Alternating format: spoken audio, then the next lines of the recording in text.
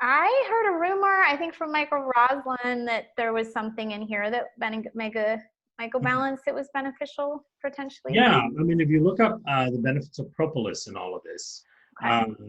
there's some evidence, some information coming out showing that propolis can be quite beneficial in terms of how your immune system responds to things like viral infections.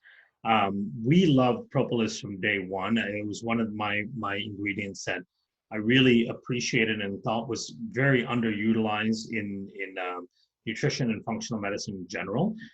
So we wanted to add it into the MegaMycobalance because it does so many different things, including helping with overgrowth of fungus, which is Candida, for the most part.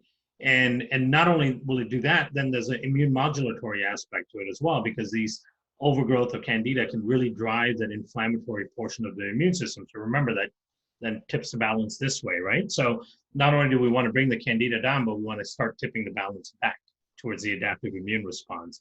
So that's why we love that ingredient. That's why we put it into that MegaMycobalance, so that not only are we going after the overgrowth, but we're also kind of tipping the balance back for the immune response.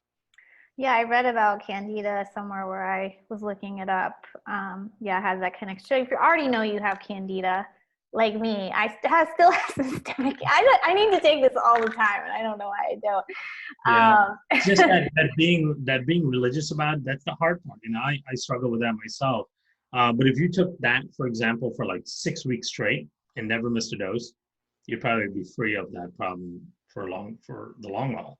Yeah, and I think I'm going to combine it with our Para 1, which is the mimosa pudica, to kind of help break up the biofilm at the same time. Okay, 6 weeks. I got to get on it.